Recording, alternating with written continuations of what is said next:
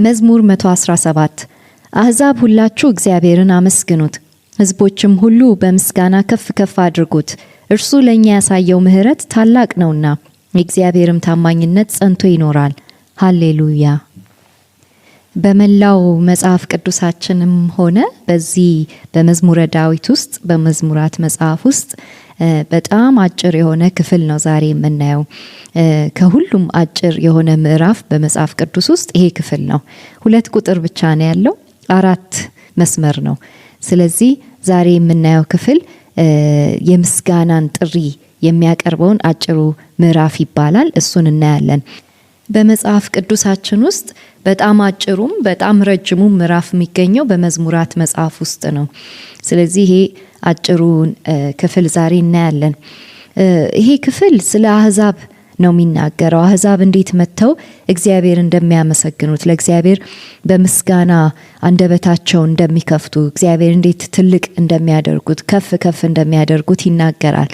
ይሄ ክፍል የግብጽ የሃሌል ዝማሬዎች ተብሎ የሚታወቀው 6 ምዕራፍ አለ በዚህ የመዝሙራት መጽሐፍ ውስጥ። ከ6ቱ አንዱ ነው። ከ113 እስከ 118 ድረስ ያሉ በምዕራፍ ውስጥ የሚገኙ መዝሙራት ውስጥ እነዚህ የግብጽ የሃሌል መዝሙራት ተብለው ይታወቃሉ። ስለዚህ 6 ምዕራፎች አሉ እንደዚህ ሃሌል እያሉ ከግብጽ የወጡበትን መንገድ የሚያወሱ መዝሙራቶች ቀርበዋል። ይሄኛው ክፍል ለየት የሚያደርገው አሕዛብንም ያካተተ መሆኑ ነው። አሕዛብን አካታች የምንለው ነው። 4 መስመሮች ቢሆኑም ትልቅ መገለጥ አለው። ትልቅ የትንቢት ቃል አለው። ትልቅ መመሪያ አለው። ትልቅ ደግሞ ማበረታቻ አለው። አሕዛብ ይካተታሉ። ማለትም ይሄ ጀንታይል ኢንክሉዥን ተብሎ በምሁራን ዘንድ የሚታወቀውን ትንቢታዊን ዝማሬ ግጥምን የያዘ ነው። አሕዛብ ከእስራኤል አጠገብ ሆነው የእግዚአብሔርን መንግስት ይወርሳሉ፣ እግዚአብሔርንም እንደ አንዱ እውነተኛ አምላክ አድርገው ያመልኩታል የሚለውን ያሳየናል፣ አስረግጦ ያሳየናል። ጳውሎስም በሮሜ 15 ላይ ይሄንን መዝሙር ሲጠቅስ እናያለን። ሮሜ 15 ቁጥር 11 ላይ ክርስቶስ የአይሁድም ነው የአሕዛብም ነው የሚለውን አስረግጦ ለመናገር ይጠቀምበታል። ክርስቶስ የአይሁድ አገልጋይ እንደሆነ እነግራቸዋለሁና ይላቸዋል። እንዲሁም ደግሞ አሕዛብንም በዚሁ መንገድ ያገለግላቸዋል። በዚህ የድነት ታሪክ ውስጥ ያካትታቸዋል። እነሱም እኩል ከኛ ከአይሁዶች እኩል ይወርሳሉ፣ እግዚአብሔርንም ያመሰግኑታል ብሎ ይሄንን ጥቅስ ይጠቅሳል። ልክ ቁጥር 11 ላይ እንደገናም አሕዛብ ሁላችሁ ጌታን አመስግኑ፣ ሕዝቦች ሁሉ ወድሱት ይላል። ይህን ጥቅስ የሚጠቅሰው ኢሳያስ ጋም ካለው ጥቅስ ጋር ትይዩ አድርጎ ነው። ኢሳያስም እንዲሁ በሕዝቦች ላይ ሁሉ የሚነክሰው የእሴይ ስር ይመጣል፣ በእርሱም አሕዛብ ተስፋ ያደርጋሉ ይለናል ጳውሎስ። ስለዚህ ይሄ አሕዛብን ያካተተ አምላክ ነው። አሕዛብንም በዚህ የድነት ታሪክ ውስጥ ያስባቸዋል። አሕዛብን መጥተው ይሄንን ትልቁን የኛን አምላክ አብረውን ያመልኩታል የሚል አንድምታ ይዟል ማለት ነው። ስለዚህ ቁጥር 1 አሕዛብ ሁላችሁ እግዚአብሔርን አመስግኑት፣ ሕዝቦችም ሁሉ በምስጋና ከፍ ከፍ አድርጉት ይላል። ይሄ ጥሪን ያቀርባል። አሕዛብ መጥተው እግዚአብሔርን እንዲያመልኩት ከፍ እንዲያደርጉት ጥሪ ያቀርብላቸዋል። የግብጽ የሃሌል መዝሙር ነው ብለናል። ከግብጽ ከወጡ በኋላ ብዙ ዝማሬዎችን አቅርበዋል። አንዱ ካቀረቡት ዝማሬዎች መሃል ይሄ ነው እና ጌታችን ኢየሱስ ክርስቶስ በመጨረሻው ምሽት ላይ ከደቀ መዛሙርቱ ጋር የጸለየው እና የዘመረው መዝሙር ነው። ወንጌላቱን የጻፉት ማቴዎስና ማርቆስ ይህንን እውነት ይነግሩናል። ኢየሱስ ምናልባትም 117ን ከደቀ መዛሙርቱ ጋር አብሮ የጸለየው የዘመረው መዝሙር ነው ብለው ያምናሉ። ማቴዎስ 26:30 እና ማርቆስ 14:26 ኢየሱስ በዛ ምሽት አልፎ በተሰጠበት በዚያ ምሽት የፋሲካ ምሽት ስለሆነ አይሁዶች በፋሲካ ሰሞን ከግብጽ የወጡበትን ዘመን የሚያውሱበት አንድ መዝሙር ይሄ ሊሆን ስለሚችል ስለሚዘምሩት እሱም ይሄንን መዝሙር ዘምሮታል። ኢየሱስ ሲዘምረው ደግሞ እጅግ እውነታው ዘልቆ ይወጣል፣ በደንብ ያንጸባርቃል። እግዚአብሔርን ያማካተት ስርዓት ያንጸባርቃል። ምክንያቱም ኢየሱስ አሁን በመስቀል ላይ ሊሞት ነው፣ ለዓለም ሁሉ ሊሞት ነው። ስለዚህ ይህን የጥል ግድግዳ ሊያፈርሰው ነው። አንድ አዲስ ሰውን ለእግዚአብሔር ሊሰጥ ነው፣ ከአሕዛብም ከአይሁድም። ይህንን እውነታ ደግሞ ጳውሎስ ያስረዳናል። በኤፌሶን 2 ላይ ሲያስረዳን ጳውሎስ ቁጥር 13 እስከ 16 እንደዚህ ይላል። አሁን ግን እናንተ ቀድሞ ርቃችሁ የነበራችሁ በክርስቶስ ኢየሱስ ሆናችሁ በክርስቶስ ደም አማካይነት ቀርባችኋል። ሁለቱን አንድ ያደረገ የሚለያየውንም የጥል ግድግዳ ያፈረሰ ሰላማችን እርሱ ራሱ ነውና ሕግንም ከትእዛዞቹና ከስርዓቱ ጋር በስጋው ሻረ። ዓላማውም ከሁለቱ አንድን አዲስ ሰው በራሱ ፈጥሮ ሰላምን ለማድረግ ነው፣ ጥልን በገደለበት በመስቀሉም ሁለቱን በዚህ በአንድ አካል ከእግዚአብሔር ጋር አስታረቀ ይለናል። በዚያ ዘመን እናንተ ርቃችሁ ተለይታችሁ ነበር፣ የእስራኤል ወገን አልነበራችሁም እያለ ሲያስረዳ እናያለን። አሁን ግን ምን ያደርጋል? ጌታችን ኢየሱስ ክርስቶስ በመስቀሉ በሞቱ ምንን ይሽራል? ይሄንን መለያየት አሕዛብና አይሁድ የሚባለው መለያየት ይሽራል። ስለዚህ እናንተም አሁን ቀርባችሁ በተሰጠው ሰላም መሰረት እግዚአብሔርን ማምለክ እግዚአብሔርን ማገልገል ትችላላችሁ ይለናል። ይህን ደግሞ ያደረገው በአንዱ መንፈስ ነው ይለናል። በአንዱ በመንፈስ ቅዱስ ይህንን መቅረብ አድርጎልናል እያለ ሙሉውን ክፍል ያስረዳቸዋል። ስለዚህ ጳውሎስ ይህንን ተረድቷል። ብዙዎች የአዲስ ኪዳን ጸሐፊዎች የአሕዛብን መካተት ተውታል።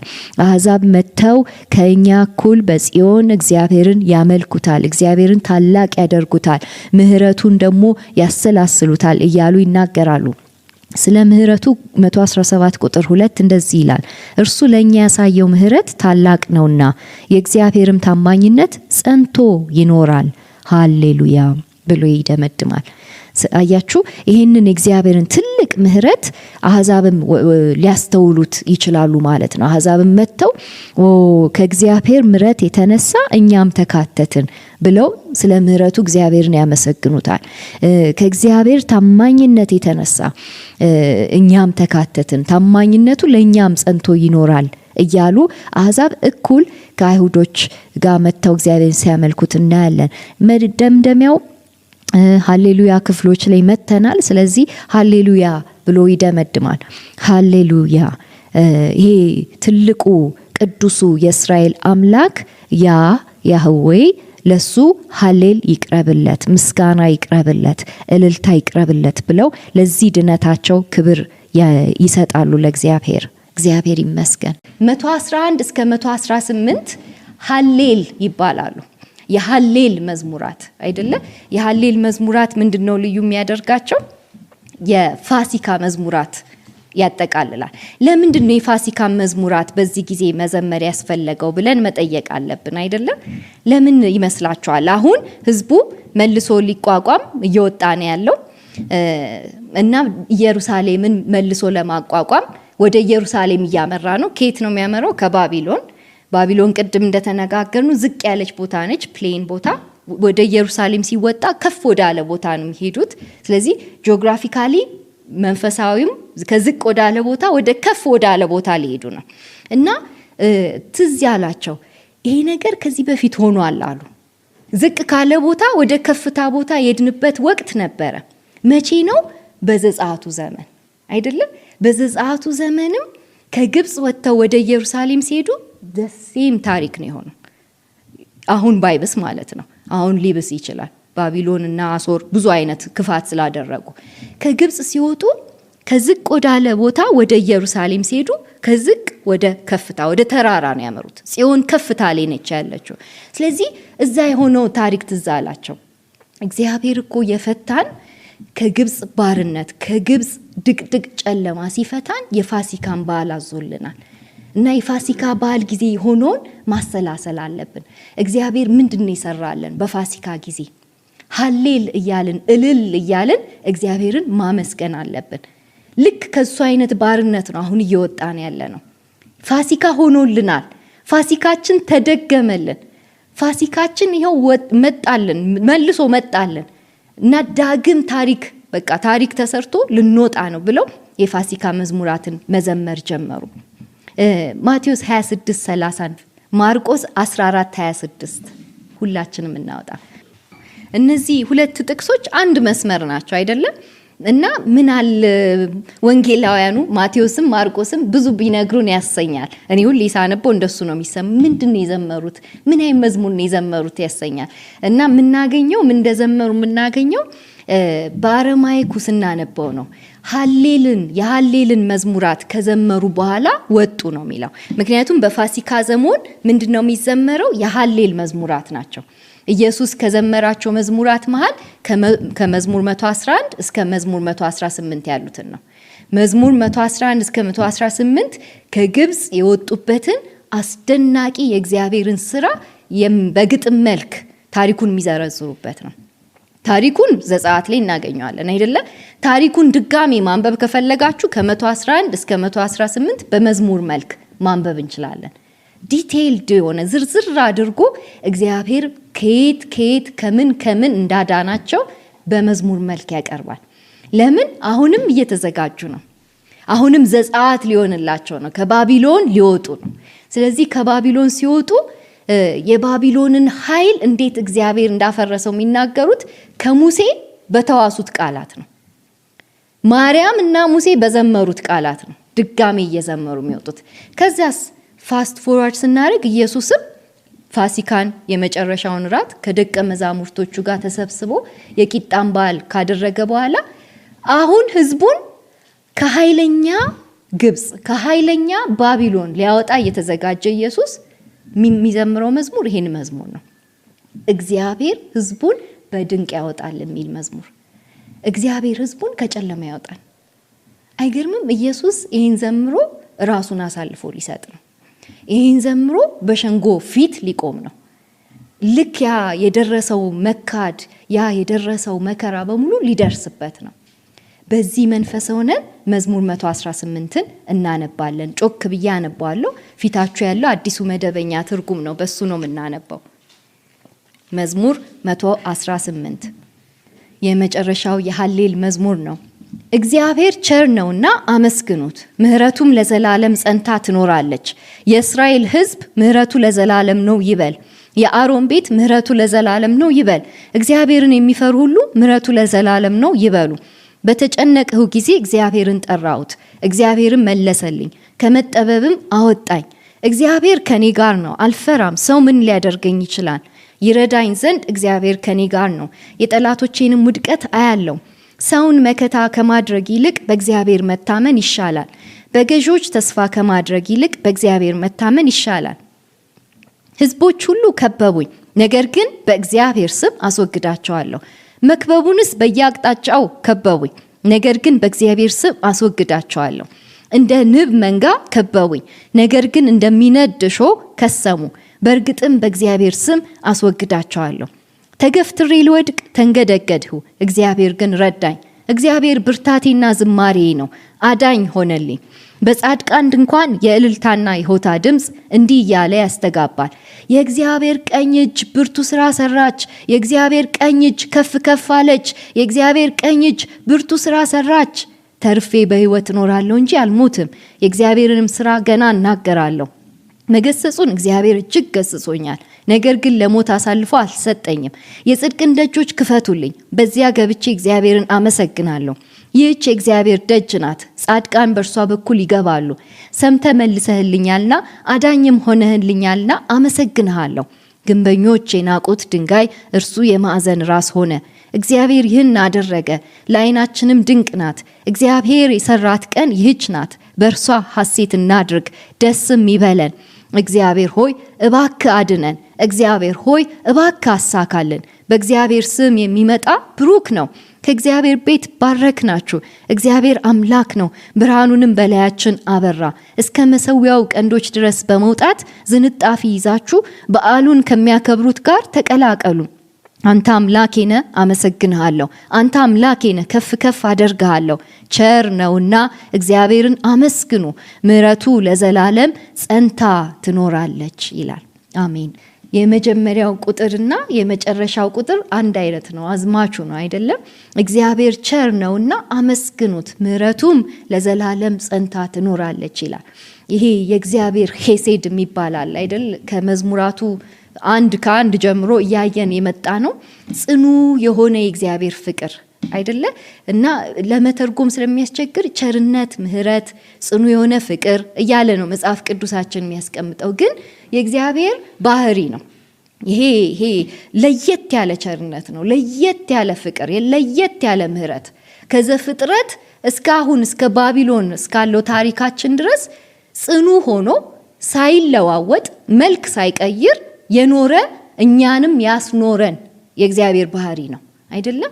ይሄ የእግዚአብሔር ባህሪ ዘላለም በቃ ኮንስታንት ባይሆን በቃ የጸና ባይሆን ባለበት የሚቀጥል ባይሆን ኖሮ ልክ እንደኛ የሚዋዥቅ ቢሆን ኖሮ ጉዳችን ይፈላ ነበር። የእግዚአብሔር ሄሴድ ግን ጽኑ ነው፣ አይለዋወጥም፣ ዘላለማዊ ነው። ይሄ ፍቅር ነው ያኖረን። ይሄ ፍቅር ኖሮ ያኖራል። ስለዚህ ይህን ፍቅር ስታሰላስሉ ክብር ትሰጡታላችሁ፣ ታመሰግኑታላችሁ፣ ታወድሱታላችሁ እያለ መግቢያው ላይ ይሄን ይነግረናል። ህዝቡን ይጋብዛል። ለእግዚአብሔር አወድሱት፣ ምስጋና አቅርቡ ይለናል። ከዚያስ የእስራኤል ህዝብ ምሕረቱ ለዘላለም ነው ይበል ይላል አይደለ? ይሄ የሱ ሄሴድ ለዘላለም ነው። ጮክ ብላችሁ ስለዚህ ምሕረት ዘምሩ። እስራኤል ይሄን ይናገር፣ የተደረገለት ህዝብ ስለሆነ። እስራኤል እኮ የወጣበትን አወጣጥ ካየ ሁሌ ማመስገን አለበት፣ ሁሌ እግዚአብሔርን ማወደስ አለበት አይደለ? ስለዚህ ምሕረቱ ለዘላለም ነው በሉ ይላል። ከዚያስ ከእስራኤል ደግሞ የአሮን የካህናቱን ደግሞ ይጠራል። ካህናቱ ደግሞ የአሮን ቤት እናንተስ ምን ትላላችሁ? አረ እኛም ምሕረቱ ለዘላለም ነው የምንለው። እኛም ስናገለግል ህዝቡን ስናገለግል ያየነው የእግዚአብሔርን ጽኑ የሆነ ፍቅር ነው። ምሕረቱ ዘላለማዊ መሆኑን ያየነው። የአሮን ቤት ለምን ተመረጠ? ካህናቱ ናቸው አይደለ? ካህናቱ መስዋዕት የሚያቀርቡ ማለትም የኃጢአትን ብዛት የሚያውቁ ናቸው። የእስራኤልን የህዝቡን ኃጢአት ብዛት ያውቃል። ካህናቱ ያውቃሉ፣ ያስተሰርያሉ። የማስተስረይ አገልግሎት ተሰጥቷቸዋል። ስለዚህ እናንተስ ምን ትላላችሁ ሲባሉ እኛ በመስዋዕት እንዳልሆነ እናውቃለን። እኛ እስራኤል እንዴት ኃጢአቷ ብዙ እንደሆነ እናውቃለን። የቀረበው መስዋዕትም አይደለም ያኖራት እስራኤልን፣ ያ ዘላለማዊ ምሕረቱ ነው እስራኤልን ያኖራት። እሱን ነው የምንመሰክረው ይላሉ። ከዚያስ ፈሪሃ እግዚአብሔር ደግሞ ያላቸው ይናገሩ ይላል። ይሄ ደግሞ ሰፋ ያደርገዋል። ፈሪሃ እግዚአብሔር ያላቸው እኔና እናንተንም ያካትታል። ከእስራኤል ወገን ውጪ የሆኑትን እኛን ያካትታል አይደለ? የእስራኤል አምላክ በጣም ግሩም አምላክ ነው ምንል በቃ እኛም የቀመስን ለእስራኤል የተደረገው ያ የማዳን ታሪክ እኛ ጋም ተደርጓል። እኛም ከግብጽ ወጥተናል፣ እኛም ከባቢሎን ወጥተናል ምንል እኛም ደግሞ አብረን ምሕረቱ ለዘላለም ነው እንላለን። ምሕረቱ ነው ያዳነን፣ ምሕረቱ ነው ያቆመን፣ ምሕረቱ ነው በቤቱ እንድንኖር ያደረገን ብለን ደግሞ እንመሰክራለን። ከዛ ዘማሪው መግቢያውን ከጨረሰ በኋላ ቁጥር 5 ላይ በተጨነቀው ጊዜ እግዚአብሔርን ጠራሁት፣ እግዚአብሔርን መለሰልኝ፣ ከመጠበብም አወጣኝ ይላል። አሁን እስራኤልን ወክሎ ነው የሚዘምረው ይሄ ዘማሪ። እስራኤልን ወክሎ በእግዚአብሔር ፊት እየቀረበ ነው። እግዚአብሔርን ወክሎ በእስራኤልም ፊት ይቀርባል እና ሲያሰላስለው ከዚህ በፊት ብዙ ጭንቀት ደርሶባቸዋል፣ እንደ ህዝብ ደርሶባቸዋል፣ እንደ ግለሰብ ደርሶባቸዋል እና አንድ የሚያውቁት ስም አለ አይደለ? አንድ የሚጠሩት ስም አለ። ይህን ስም ተከትሎ ምንድን ነው ያለው? ሁሌ ድነት አለ፣ ድነት መውጣት አለ፣ ነፃ መውጣት አለ፣ መትረፍ አለ፣ ከጠላት መዳን የሚባል ነገር አለ፣ ከጨለማ መውጣት ብርሃን ውስጥ መግባት የሚባል ነገር አለ። ስለዚህ ከጠበበው ነገር ውስጥ ይሄን ስም ጠራሁት፣ ከዛ ነው ያወጣኝ ብሎ መናገር ጀመረ። ይሄን ስም ጠራው፣ እግዚአብሔርን ጠራው፣ እግዚአብሔርም መለሰልኝ። አንድ የሚመልስ አለ። ከአማልክቱ ሁሉ አንድ የሚመልስ አምላክ አለ። መልሶ የሚያወጣ፣ መልሶ የሚያተርፍ፣ መልሶ የሚያድን አይደለ? ይሄ ስም ኃያል ስም ነው እያለን ነው። ይሄን ስም ጠርቼ አፍሬ አላቅም እያለን ነው ያለው። ከዛ ቁጥር 6 እግዚአብሔር ከእኔ ጋር ነው፣ አልፈራም፣ ሰው ምን ሊያደርገኝ ይችላል ይላል። ከዚህ ቀደም መዝሙራቱ ብዙ ነገር ነግረውናል አይደለ? አንዳንዶቹ በሰው ይታመናሉ፣ አንዳንዶቹ በነገስታት፣ አንዳንዶቹ በፈረስ ጭን፣ አንዳንዶቹ በሰረገላ ብዛት፣ አንዳንዱ ሚሊተሪውን ይቆጥራል። በቃ ስጋ ለባሽ ቴንደንሲው የሚታይ የሚጨበጥ የሚዳሰሰውን ነገር በሱ ላይ ለመታመን ነው የሚያደርገው አይደለም። እኔ ግን ውሳኔ ያደረኩ፣ ምክንያቱም ተምሬያለሁ፣ ከዚህ ቀደም ተምሬያለሁ። ተሰብሮ የሚወጋ ሸንበቆ ብቻ ነው ያለው እንጂ መታመን ያለብኝ አብሮኝ ያለው ልደገፈው የምችለው ሀልወት የእግዚአብሔር ሀልወት ብቻ ነው። የማንም መገኘት አያተርፍም፣ የማንም የስጋ ለባሽ ነገር ምንም ሊያደርግ አይችልም ይላል። እና እንደውም እግዚአብሔር ከኔ ጋር ካለ ስጋ ለባሽ እኔ ላይ ምንም ሊያደርግ አይችልም ይላል አይደለም። ስጋ ለባሽ ምንም በህይወቴ የሚጨምረው የሚቀንሰውም ነገር የለም ይላል። ይህን የሚናገርበት ምክንያት አለው። እንቀጥል። ይረዳኝ ዘንድ እግዚአብሔር ከኔ ጋር ነው፣ የጠላቶቼንም ውድቀት አያለው። እንግዲህ አሁን የእስራኤል ነገር እጣ ፈንታ ሁሉ ያለው ገነት በሚባለው ጉዳይ ነው አይደለ? ገነት ደግሞ ምንም አይደለም፣ ወርቅ አይደለም፣ የሆነ ጌጣጌጥ አይደለም። ገነት ማለት የእግዚአብሔር አብሮነት ነው፣ የእግዚአብሔር ሀልወት። እስራኤል ራሱ ልዩ የሚያደርጋት የመገኘቱ ህዝብ ስለሆነች ነው አይደለ? መገኘቱን የምታስተናግድ መገኘቱን የምትሸከም ህዝብ ስለሆነች ነው። ለዛ ነው ቁጥር 6 እና ቁጥር 7 ከኔ ጋር ነው ከኔ ጋር ነው ሁለት ጊዜ ይለናል አይደለ? እኔ የመገኘቱ ሰው ነኝ ማለትም ፕሬዘንስ አለ ከኔ ጋር፣ የእግዚአብሔር አብሮነት አለ። አብሮነቱ ያለው ሰው ምንም በሱ ላይ ቢመጣ እግዚአብሔር ይረዳዋል አይደለ? አብሮት ያለው እግዚአብሔር ይረዳዋል ይላል። በምንም ሁኔታ ውስጥ ሲያልፍ እግዚአብሔር ይረዳዋል። እግዚአብሔር ረዳቱ ነው። መገኘቱ ነው መጀመሪያ የሚጋፈጥለት የእግዚአብሔር መገኘት ነው የሚለው። ያለ መገኘቱ ሆኜ አላቅም፣ ከሆንኩ ጉዴ ነው ከሆንኩ ከገነት ውጪ ነኝ አይደለ? ከገነት ውጪ ደግሞ ያው ገሃነም ነው። ከገነት ውጪ ምድረ በዳ ነው። ውሃ ፈሳሾች የሉ ከገነት ውጪ። ስለዚህ ከውሃ ፈሳሽ ጋር ከሆንኩኝ፣ እኔ ከእግዚአብሔር ጋር ከሆንኩኝ እግዚአብሔር የበላይ ስለሆነ እሱ ሲያሸንፍ እኔም አሸንፋለሁ። የእግዚአብሔር ጠላቶች ሲወድቁ የኔም ጠላቶች እንደወደቁ ነው ይላል። ጠላት የሚለው ሁልጊዜ እግዚአብሔራዊውን አገዛዝ የማይፈልጉትን ነው የሚወክለው አይደለም። የመሲሁን መንገድ የማይከተሉ፣ የእግዚአብሔርን ሕግ በቀንና በሌሊት የማያሰላስሉ፣ የሚያሰላስሉት ሌላ ነገር የሆኑ ሰዎችን ነው የሚናገረው። አሁን የላይኛውን በሌላ አገላለጽ ደግሞ ይገልጽልናል። ቁጥር 8 እና 9 ሰውን መከታ ከማድረግ ይልቅ በእግዚአብሔር መታመን ይሻላል። በገዦች ተስፋ ከማድረግ ይልቅ በእግዚአብሔር መታመን ይሻላል። ትይዩ በሆኑ ተመሳሳይ በሆኑ ሐረጎች እነዚህን ይገልጽልናል አይደለም። ሰው ስጋ ለባሽ በፍጹም ሊደርስ አይችልም። ይሄን ነገር ከዚህ ቀደም ነቢያቱ በጣም ብዙ ጊዜ ነግረዋቸዋል። ኢሳይያስ፣ ሕዝቅኤል፣ ኤርሚያስ ብዙ ጊዜ ያስጠነቀቋቸው እስራኤላውያንን በግብፅ እንዳትመኩ፣ ግብፅ ጋር አሊያንስ ፈጥረው ባቢሎንን እንመታለን፣ አሶርን ድባቅ እንመታለን ብለው እስራኤላውያን በጣም መከታቸውን ስጋ ለባሽ ላይ አድርገው ነበር። ግብፅ ሱፐር ፓወር ስለሆነች በቃ ሚሊታሪዋ ሀያል ስለሆነ እስራኤልና ግብፅ እንዲህ ከሆኑ ሌሎች ነገስታቶች ይፈሩና ዞር ይላሉ ብለው ነበር። ከዛ ግብፅ እኮ የተቀጠቀጠች ሸንበቆ ነች ብለው ነቢያቱ የእግዚአብሔርን ቃል ብዙ ጊዜ አምጥተውላቸዋል። በጎረቤት ሀገር አትመኩ፣ በሰው አትመኩ፣ ከተመካችሁ ብትመኩ በእግዚአብሔር ተመኩ ብለዋቸዋል። የምትመኩት በሙሉ በእግዚአብሔር ይሁን ትምክታችሁ ብለዋቸዋል። እና በማንም እና በምንም አትታመኑ ብለው ነግረዋቸዋል። ለዛ ነው መዝሙረኛው ተምሬያለሁ ይላል። ተምሬያለሁ፣ ሰውን መከታ አላደርግም፣ በገዦችም ተስፋ አላደርግም፣ ኃያል ነው በምላቸው ዓይኔን በምጥልባቸው ስጋ ለባሾች በእነሱ ተስፋ አላደርግም ይላል። የምታመነው እግዚአብሔርን ብቻ ነው። በእግዚአብሔር መታመን ይሻላል። አይቻለሁ፣ ኖሬዋለሁ፣ ይህንን ህይወት ኖሬዋለሁ፣ አሁን ምርጫዬን አስተካክያለሁ እያለ ነው። ምርጫዬ በእግዚአብሔር መታመን ነው ይላል። ከዛ ወደ ገጠመው ጉዳይ ይገባል። ከ10 እስከ 12 ህዝቦች ሁሉ ከበቡኝ፣ ነገር ግን በእግዚአብሔር ስም አስወግዳቸዋለሁ። መክበቡንስ በየአቅጣጫው ከበቡኝ፣ ነገር ግን በእግዚአብሔር ስም አስወግዳቸዋለሁ።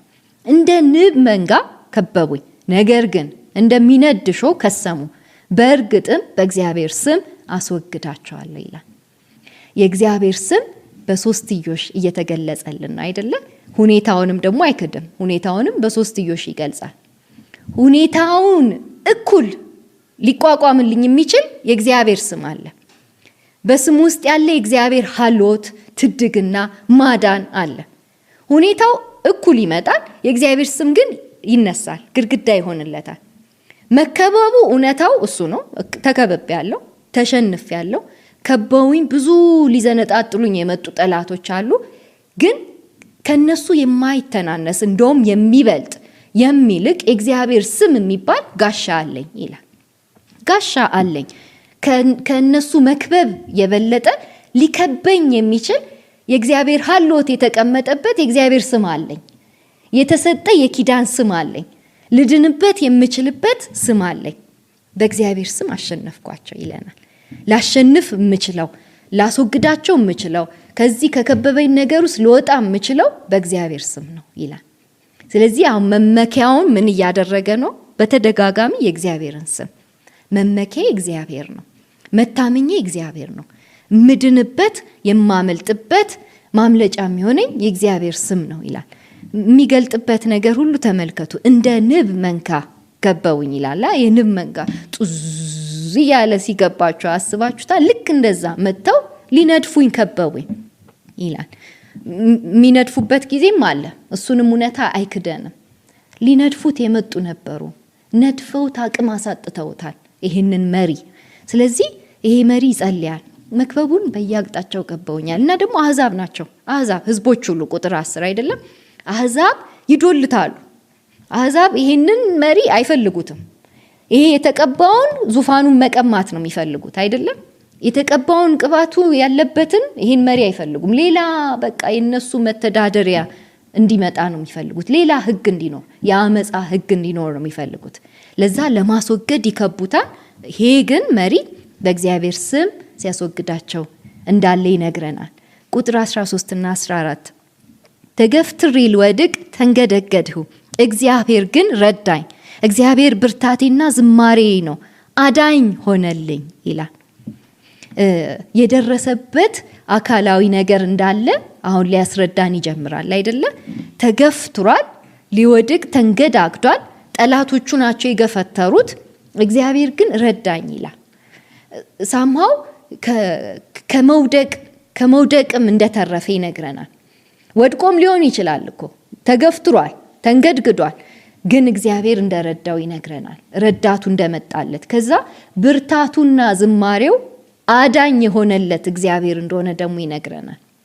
በዚህ ሁኔታ ውስጥ በመከበብ ውስጥ ቅድም እንዳልነው ነው እና አሳፍ ተከበው ባሪያ ተደርገው ህዝቡን ወዴት ነው የመሩት? ወደ አምልኮ ነው የመሩት አይደለ? ወደ ዝማሬ ነው የመሩት። አምልኮ አይምሯችን እግዚአብሔር ጋር እንዲሆን ያደርጋል አይደል? የምናሰላስለው ነገር የእግዚአብሔርን ነገር እንዲሆን ያደርጋል። አምልኮ ካለንበት ከዝቅ ካለው ቦታ ወደ እግዚአብሔር ሀልዎት ውስጥ ያስገባናል። ያለውን ሁኔታ እንድንክድ አይደለም፣ አንክድም። በአምልኮ ውስጥ ይህንን ጉዳይ እናነሳለን፣ የከበበንን ነገር እንነግረዋለን። አምልኮ ግን ብርታትን እንደሚያመጣ፣ በአምልኮ ውስጥ የሚመጣ የእግዚአብሔር በረከት፣ የእግዚአብሔር ጸጋ፣ የእግዚአብሔር ድነት እንዳለም ደግሞ ይነግረናል። ስለዚህ እግዚአብሔር ብርታቱ፣ ዝማሬው የአምልኮ ምንጭ እንደሆነ አይደለም? ምንጭ ካሰባችሁ በችግራችሁ ጊዜ በመከራችሁ ጊዜ ምንጭ በቃ ልታመሰግኑበት የምትችሉት ነገር ልታጡ ትችላላችሁ። እግዚአብሔርን ስታሰላስሉት ግን ዝማሬያችሁ እግዚአብሔር ይሆናል ይለናል። እና ይሄ እግዚአብሔር አዳኝ ሆነልኝ ይላል። ቁጥር 15 በጻድቃን ድንኳን የእልልታና የሆታ ድምፅ እንዲህ እያለ ያስተጋባል። የእግዚአብሔር ቀኝ እጅ ብርቱ ስራ ሰራች። የእግዚአብሔር ቀኝ እጅ ከፍ ከፍ አለች። የእግዚአብሔር ቀኝ እጅ ብርቱ ስራ ሰራች እያለ ይነገራል። የጻድቃን ድንኳን የሚባል አለ አይደለ? የጻድቃን ድንኳን አለ፣ የኃጥአንም ድንኳን አለ። በጻድቃን ድንኳን ውስጥ የሚከፈተው ለውይይት የሚከፈተው መጽሐፍ የእግዚአብሔር ቃል አይደለ? ህግጋቱን ነው የሚያሰላስሉት። በጻድቃን ድንኳን ውስጥ የሚያውጠነጥኑት ስለ እግዚአብሔር ስራ ነው። ድንቅ የሆነች እግዚአብሔር ስራ በየምዕራፉ የእግዚአብሔር ድንቅ ስራ የሚለን አለ። 3 ስራ ያሬዶ ምንድን ነው? ፍጥረቱ፣ ድነቱና ፍርዱ። እነዚህ ስራዎች ሁሌ ይነሳሉ። ስለ እግዚአብሔር እናውራ፣ ስለ እግዚአብሔርን እናምልክ ካልን ሶስቱን ማንሳታችን ግድ ነው። እግዚአብሔርን ፍጥረቱን ስናስብ፣ ማዳኑን ስናስብ፣ ፍርዱን ስናስብ እናመሰግነዋለን። እግዚአብሔር በቀኙ የሰራው ብርቱ ስራ አለ እንላለን። ብርቱ ስራ ሰርቷል እግዚአብሔር። ሲፈጥር ብርቱ ነው፣ ሲያድን ብርቱ ነው። አሁን ሲፈርድ ለፍርድ ሲዘጋጅም እግዚአብሔር ብርቱ ነው። ይሄ ደግሞ ወደ አምልኮ ያስገባናል። ስለዚህ በጻድቃን ድንኳን የሚሰማው ይሄ መዝሙር የፋሲካ መዝሙርም አይደለም። በፋሲካ ጊዜ በዳሶቻቸው ተቀምጠው እየሄዱ ነው አይደለ? ወደ ጽዮን ሊገቡ ነው። ዳሳቸው ውስጥ የሚሰማው ዝማሬ ይሄ መዝሙር ነው። የእግዚአብሔር ስራ እንዴት ብርቱ ነው፣ እንዴት ድንቅ ነው፣ ሃሌሉያ እያሉ ነው የሚያመሰግኑት። ከግብጽ ሲያወጣን ትዝ አይላችሁም? የወጣንበት አወጣት ዘፍጥረት ላይ ጨለማና ብርሃንን ሲለይ ትዝ አይላችሁም? የለየበት ያ ስራው ብርቱ ነው። እግዚአብሔር ያን የሰራውን ስራ ዛሬ ላይ መድገም ይችላል። ብርቱ ነው እያሉ ያመሰግኑታል። አሁንም ይቀጥላል። ተርፌ በህይወት እኖራለሁ እንጂ አልሞትም፣ የእግዚአብሔርንም ስራ ገና እናገራለሁ ይላል። ይሄ ስራ ኗሪ የሆነ ዘላለማዊ የሆነ አንድምታ አለው። የእግዚአብሔር ስራ ዘፍጥረት ላይ ሰርቶ በቃ ያኔ የሰራው ነው ብለን አናቆም አይደል? ኤክስፓየር አያደርግም። ዘፍጥረት ላይ የሰራው ስራ በጣም መለኮታዊ ኃይል ስላለው ዛሬ ላይ የሚሰራ።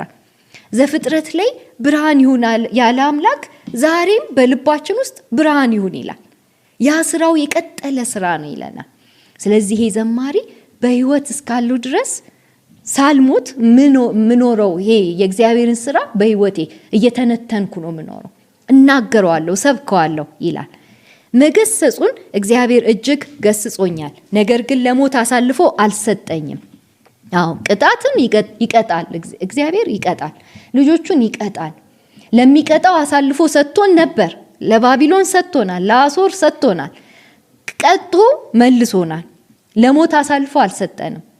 ማለትም ኪዳኑን ጠብቋል። እግዚአብሔር ህዝቡን ጠብቆ ይዞ የተስፋይቱን ምድር አውርሷታል ይላል። የጽድቅን ደጆች ክፈቱልኝ፣ በዚያ ገብቼ እግዚአብሔርን አመሰግናለሁ። ይህች እግዚአብሔር ደጅ ናት፣ ጻድቃን በእርሷ በኩል ይገባሉ ይላል።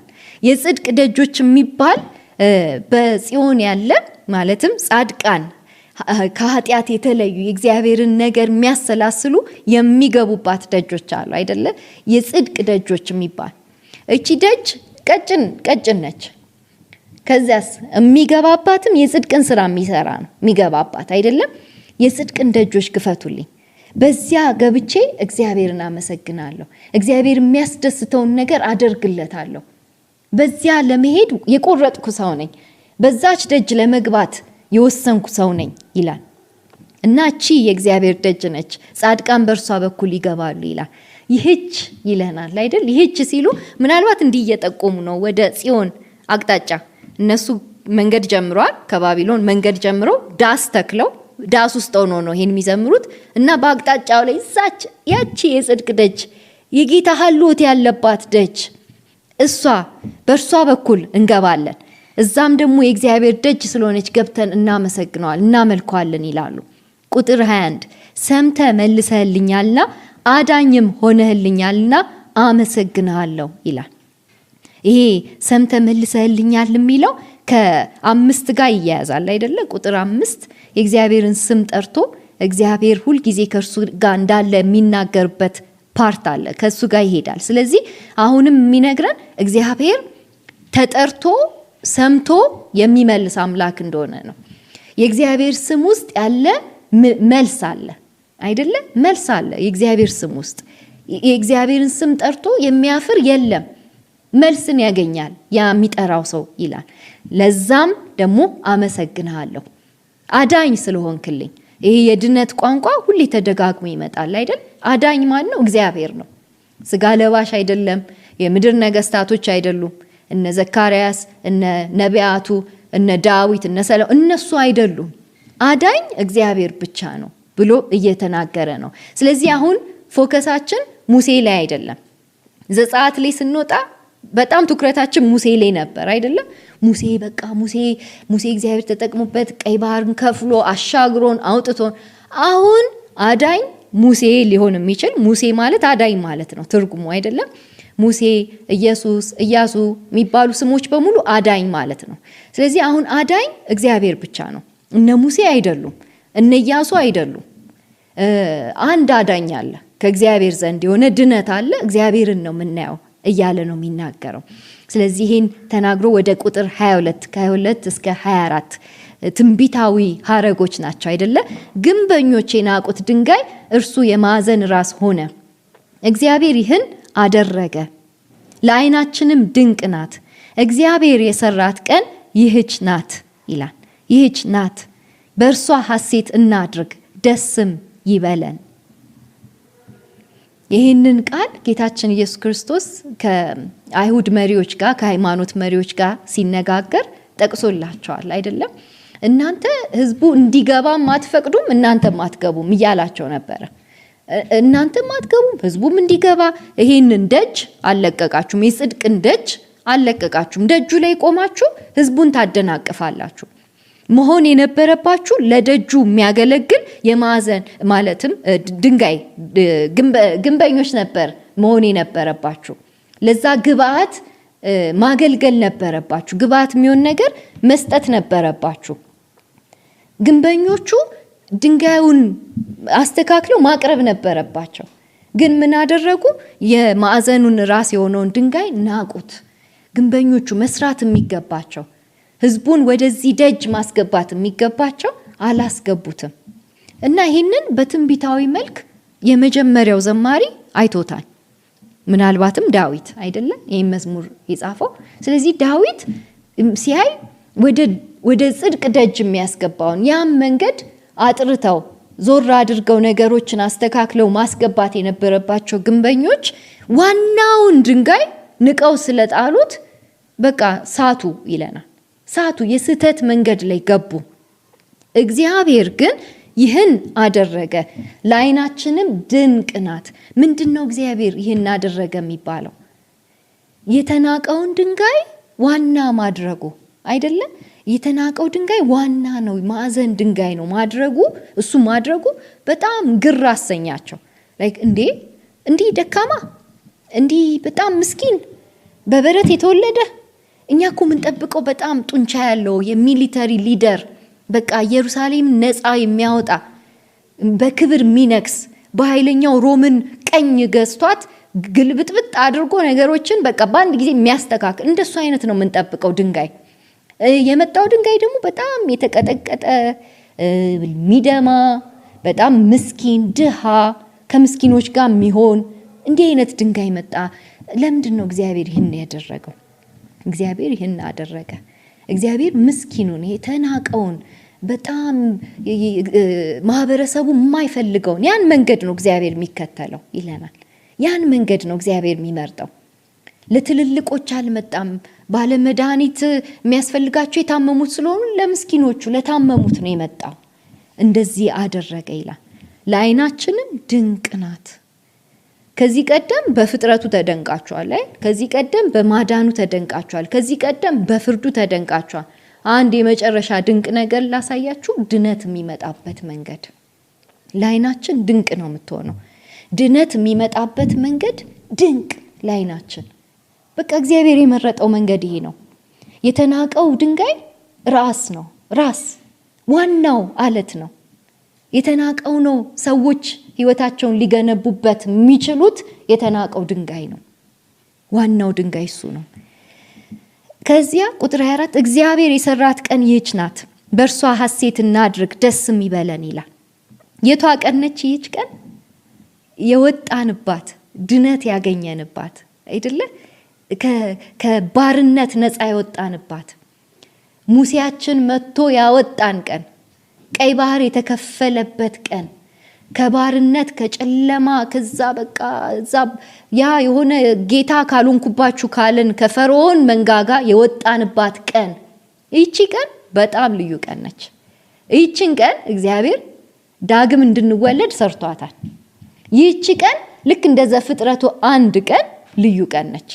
ዘፍጥረት አንድ ላይ ያለው ቀን እግዚአብሔር ሲያበጀው ተደንቀናል አይደል? እግዚአብሔር በቃ ብርሃን ይሁን ጨለማ ይሁን፣ ከዛ አንድ ቀን ሁለተኛው ቀን ፀሐይና ጨረቃ ብሎ ሲፈጥር ተገርመና ይሄ ዳግም የተወለድንበት ቀን ደግሞ በጣም ልዩ ቀን ነች። ዳግም ልደት ያገኘንበት ቀን ልዩ ቀን ነች። ከባርነት የወጣንበት ቀን ልዩ ቀን ነች። ስለዚህ በእርሷ ሐሴት እናደርጋለን፣ ደስ ይለናል። እውነተኛ ደስታን የምናገኘው ድነታችንን ስናስብ ነው እያለ ይነግረናል። ወደ መደምደሚያው ደረስን። ቁጥር 25 እግዚአብሔር ሆይ እባክህ አድነን፣ እግዚአብሔር ሆይ እባክህ አሳካልን። በእግዚአብሔር ስም የሚመጣ ብሩክ ነው፣ ከእግዚአብሔር ቤት ባረክናችሁ ይላል። ይሄ ጥቅስ በፋሲካ ሰሞን ነው የሚዘመረው። መቼ ነው ከዚህ በኋላ ሲዘመር የምናየው? ሆሳና ላይ አይደለ? ጌታችን ኢየሱስ ክርስቶስ ወደ ኢየሩሳሌም ሲገባ በክብር ሲገባ በአህያ ውርንጭላ ላይ ነው ተቀምጦ የገባው፣ ግን በክብር ገባ አይደለ? ስለዚህ የሕማማቱ ሳምንት ልክ ሲጀምር የፋሲካው ሳምንት ነው የጀመረው። ሙሴያቸው አህያ ውርንጭላ ላይ ተቀምጦ ሲገባ ሆሲያና ሆሲያና እያሉ የጮሁት ይህን መዝሙር ነው አይደለም? ቁጥር 25 እባክህ አድነን ሲሉ በአረማይኩ ሆሲያና ሆሲያና እያሉ ነው የሚጮሁት። የፋሲካውን መዝሙር ለኢየሱስ ዘመሩት፣ ለኢየሱስ ዘመሩት። በአህያው ላይ የተቀመጠው ይሄ ምስኪኑ የማዕዘን ራስ የሚሆነው ምስኪኑ ድንጋይ፣ ግንበኞች የናቁት ድንጋይ እሱ ነው የሚያድነን ብለው ጮሁ። እሱ ነው የሚያሳካልን፣ እሱ ነው ገነት የሚያስገባን፣ እሱ ነው መላሻችን እያሉ ለኢየሱስ ጮሁለት። ዝንጣፊ እያለበሱ አይደል መንገድ ላይ ስለዚህ እየጮሁ ዘመሩ፣ ሆሲያና አሉ። ከዛ በእግዚአብሔር ስም የሚመጣ የተባረከ ነው አሉ። ምን እያሉ ነው? የእግዚአብሔርን ስም በሙላት ተሸክሞ የሚመጣ እሱ ብሩክ ነው አሉ። በቃ ኖቲስ ያደረጉ ምስኪን ሰዎች ነበሩ አይደለ? የገባቸው ይሄ ቃል የሚያገለግለው ለኢየሱስ ነው ብለው ዘመሩለት። ከዛስ ግንበኞቹ ደግሞ ጸጥ አድርጋቸው እንጂ ለምንድን ነው እንዲጮሁ የምታደርገው ይሉታል አይደል? ግንበኞቹ መገንባት የነበረባቸው ቃሉን ያውቃሉ የተባሉት ቃሉን ሚስ አደረጉት። በቃ ሳቱት፣ ተለያዩ ከቃሉ ጋር። ስለዚህ እግዚአብሔር ሆይ አድነን፣ እግዚአብሔር ሆይ አሳካልን የሚለው በእግዚአብሔር ስም የሚመጣ ብሩክ ነው የሚለው ከዚህ የተወሰደ ትንቢታዊ መዝሙር ነው። በሕማማቱ ሰሞን በፋሲካ ዘመን ዳግም ሲዘምሩት ለኢየሱስ አፕላይ አድርገው የዘመሩት መዝሙር ነው እና በእግዚአብሔር ስም የሚመጣ አንድ ኢየሱስ አለ። ከዛ ኢየሱስ በሙላት ይህን ስም ስለተሸከመ በሙላት ስሙ ውስጥ ያለው ኃይል በሙሉ ኢየሱስ ላይ ስለሆነ አሁን ኢየሱስን ስንጠራው በስሙ ውስጥ የሚገኝ ያ የኪዳን በረከት ሁሉ እኛን ያገኘናል። በስሙ ውስጥ የሚገኝ ድነት፣ በስሙ ውስጥ የሚገኝ በረከት፣ በስሙ ውስጥ የሚገኝ ነፃ መውጣት፣ መትረፍ። ለዛ ነው አስተካከለላቸውና አሁን ከሰማይ በታች እንድትድኑ ልትጠሩት የምትችሉት አንድ ስም አለ። ይሄ ስም ኢየሱስ ነው። ኢየሱስ በቂ ስም ነው አላቸው። ኢየሱስን ጥሩ ይላቸዋል። ለዛ ከእግዚአብሔር ቤት ባረክናችሁ ይላል። ባረክናችሁ ከእግዚአብሔር ቤት ሀሎቱ ካለበት ስፍራ በበረከቱ ያ በሀሎት ውስጥ ያለው በረከት እናንተንም ያገኛችሁ እያልን ነው። እኛን ያገኘን ድነት እናንተንም ያገኛችሁ አልን ይላል።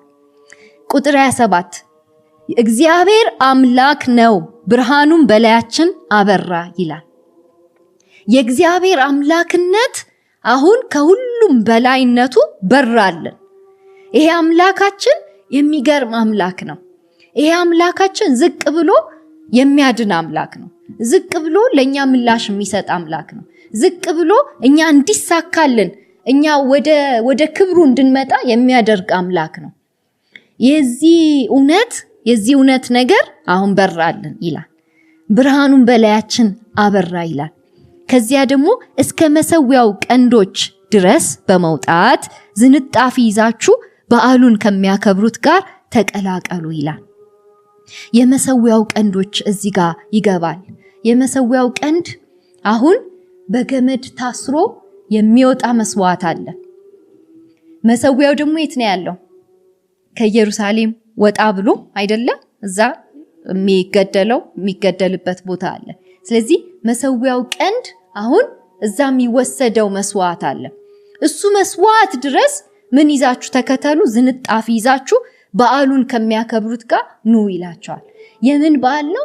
የማስተስረይ አይደለ የፋሲካ እግዚአብሔር በግብጽ ላይ ያንን የሞት መልአክ ሲጠራ የሞት መልአክ እንዳይነካው ያደረጋቸው መስዋዕት የሰው ናቸው አይደለ ደሙን በመቃናቸው ላይ ያደረጉ የደሙን ጉልበት በላያቸው ላይ ሆኖ እንዲሸፍናቸው ያደረጉ እዛ ደሙን ሲያይ እነዚህ አይነኩም ብሎ ሞት ያልፋል አይደለ ሞት የሚያልፋቸው አሉ ለዛ ነው እሱን ነው የሚያስታውሰን የመሰዊያው ቀንዶች ጋር እዛ ጋር የሚሰዋ አለ አንድ በግ አለ እሱ ጋር እስክደርሱ ድረስ በዓሉን ከሚያከብሩት ጋር እየዘመራችሁ ውጡ ይለናል እየዘመራችሁ ውጡ እዛ ጋር ወተን መሰዊያው ቀንድ ጋር ስንሄድ አንድ የተሰዋ በግ አለ በቂ የሆነ በግ አለ አይደለ የሱን ደም ወስደን የፋሲካችንን በዓል እናደርጋለን አይደለ የፋሲካችን በዓል አሁንም ዳግማዊው ሞት ያልፈናል ያ ሞት ያልፈናል ጌታ ኢየሱስ ይህን መዝሙር ዘምሮ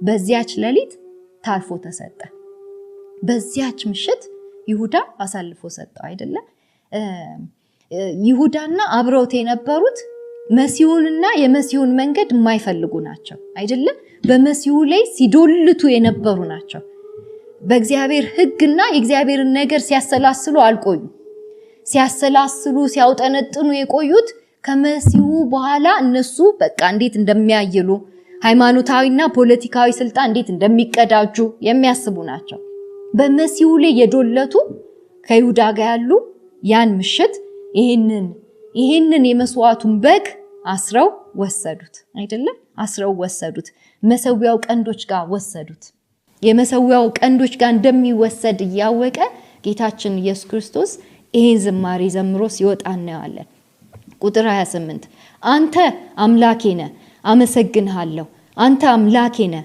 ከፍ ከፍ አደርግሃለሁ የእግዚአብሔርን አምላክነት ያወጀ ወደ መደምደሚያው ይደርሳል አይደለ የእግዚአብሔርን አምላክነት ብዙ አምላክ እንሆን የሚሉ አማልክት ያሉበት ጊዜም ስለሆነ አይደለም ብዙ በቃ የበላይ ሆኖ መታየት የሚፈልጉ አሉ ጌታ ሆኖ መታየት የሚፈልጉ አሉ ግን ይሄ ሰው ምርጫውን ውሳኔውን አድርጓል ማን ነው አምላኩ እግዚአብሔር ነው አምላኩ አንተ አምላኬ ነህ በላዬ ላይ ሾሜሃለሁ በላዬ ላይ ከፍ ከፍ የማደርገው አንተን ብቻ ነው ይላል ኤሊዮን የማደርገው ከዚህ ቀደም ብዙ አውርተናል አይደለ ከፍ ከፍ አደርጋለሁ ማለትም ኤሊዮን ለምንድነው እንደዛ የሚለው ትንንሽ ኤሎሂሞች ስላሉ አይደለ ትንንሽ አሉ የወደቁ አሉ መግዛት የሚፈልጉ አሉ እነሱ አይገዙኝም አንተ ነህ የምትገዛኝ ላንተ ጌትነት ራሴን አሳልፌ ሰጥቻለሁ ይላል ከዛ ሲደመድም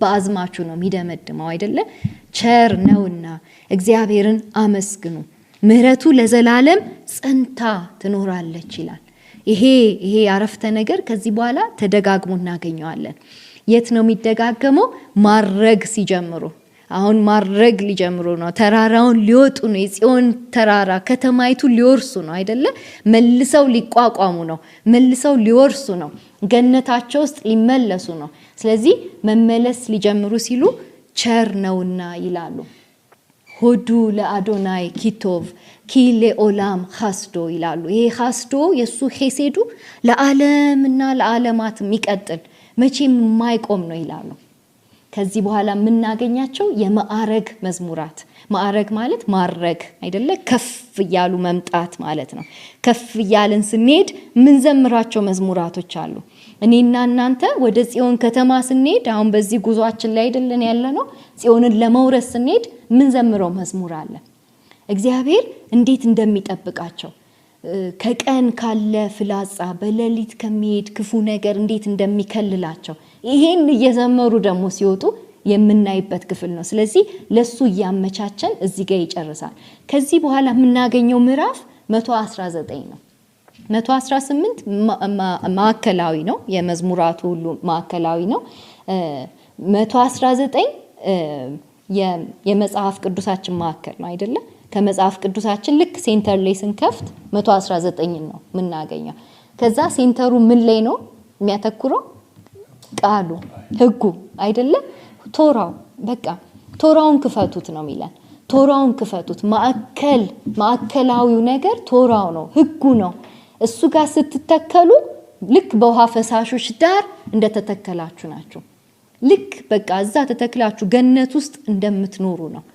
ሁሌ ልምላሜ ውስጥ፣ ሁሌ ሀልዎት ውስጥ፣ ሁሌ በሀልዎት ውስጥ በመገኘት ውስጥ ያለው ነገር ጋር ተጣብቃችኋል እያለ ይናገራል። እና 119 ሲደመድም እንደሚቅበዘበዝ በግ እንዳልሆን ይላል። ተቅበዝባዥ በግ አታርገኝ፣ እረኛዬ አንተ ነህ።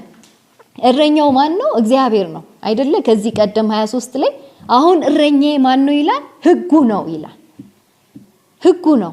የእግዚአብሔር ሕግ ከመቅበዝበዝ ያድናል። የእግዚአብሔር ሕግ ያሳርፋል። የእግዚአብሔር ሕግ ገነት ውስጥ ያስገባል የሚልበት ክፍል ነው። ለዛም ነው ጌታችን ኢየሱስ ክርስቶስ ሕዝቡን አይቶ ሲራራላቸው ያስተምራቸዋል።